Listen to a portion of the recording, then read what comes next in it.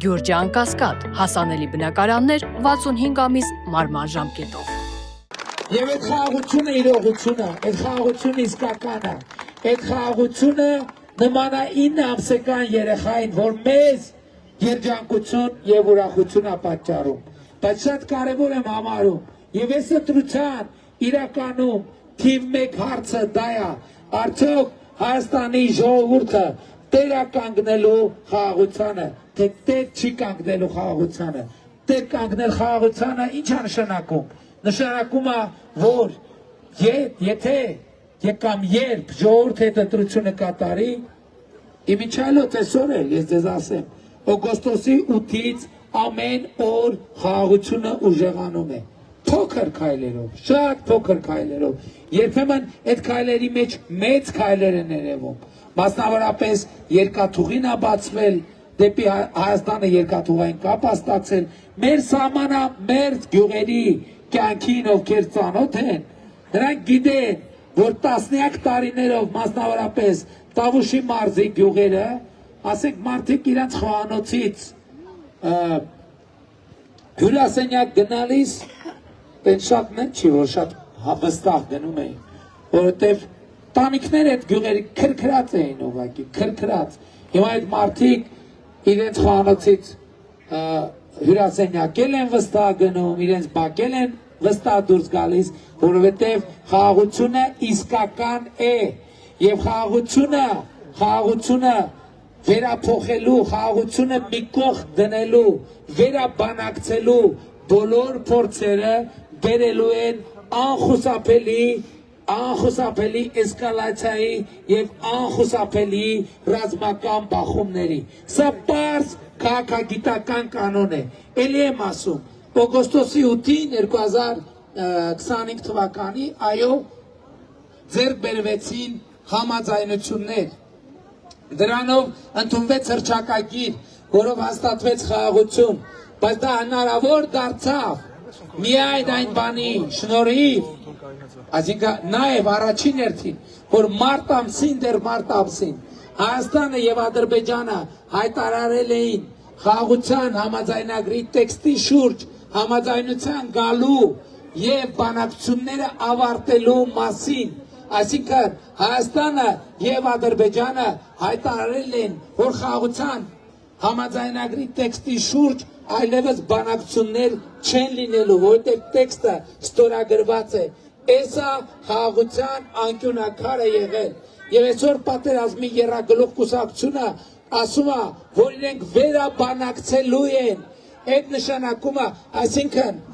հիմա հաստատված է խաղաղություն։ Դրանից առաջ, ամիսներ առաջ եւ դրան նախորդ հարկը պայմանականորեն ասած խաղաղության համաձայնագրի տեքստի բանակցությունների ավարտն էր, այսինքն այդ աստիճանի վրա հենվելով մենք բարձրացանք հասանք խաղաղության, եթե խաղաղության համաձայնագիրը վերաբանակցվում է, իսկ պատերազմի եռագլուխ կուսակցությունը դա ասում, դա նշանակում է, որ մենք խաղաղությունից հետ ենք գնում եւ մտնում ենք բանակցությունների փուլ։ 30 տարի մենք բանակցությունների փուլի մեջ ենք եղել եւ 34 տարի մենք բանակցությունների փուլի մեջ ենք եղել, ինչը զուգորդվել է պատերազմով։ Այսօր մեզ ասում են, թե այ Քոչարյանը, մյուսները, թե խաղաղություն ա եղել նախկինում 25 թվականից առաջ 25 թվականի իմ նշած իրադարձություններից առաջ խաղաղություն չի եղել, Ժողովուրդ ջան, եղել է պատերազմի տարբեր ինտենսիվություն, որովհետև 91 թվականից մինչև 2025 թվականը եղել է օրացուցային առաջին տարին, որ Հայաստան-Ադրբեջան կոնֆլիկտի արդյունքում հետևանքով ոչ զոհ ենք ունեցել, ոչ վիրավոր։ 91 թվականից սկսած ամեն տարի մենք ունեցել ենք զոհեր եւ վիրավորներ, եւ ոմանք դա անվանում են խաղաղություն։ Որն է խաղաղությունը, երբ որ կան զոհեր եւ վիրավորներ, եւ որն է խաղաղությունը, թե չգիտեն, թե սահմանին մեր զինվորի վրա կկրակեն, թե չեն կրակի, դա չի կարող լինել խաղաղություն։ Տասնյակ տասնյակ զոհեր ենք մենք ունեցել, հարյուրավոր զոհեր ենք ունեցել եւ պատերազմի վիրավորներ ենք ունեցել հարյուրավոր եւ խաղաղությունը այսօր է, խաղաղությունը հիմա է եւ այդ խաղաղության հիմքերը տակից քաշելը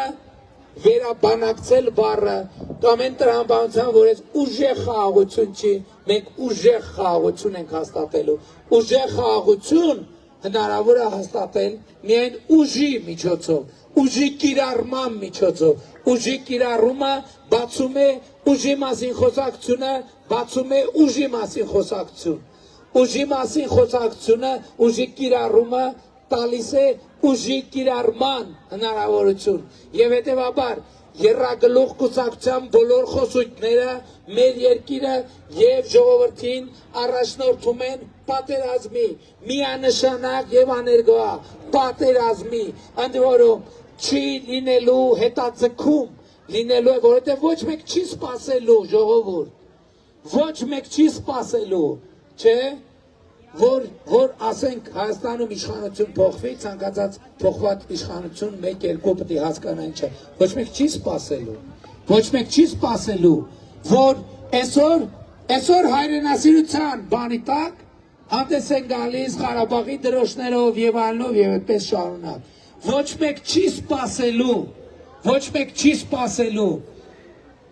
որ դա Հայաստանը այդ քաղաքականության ներքո կամ ենթադրվող երրագլուխները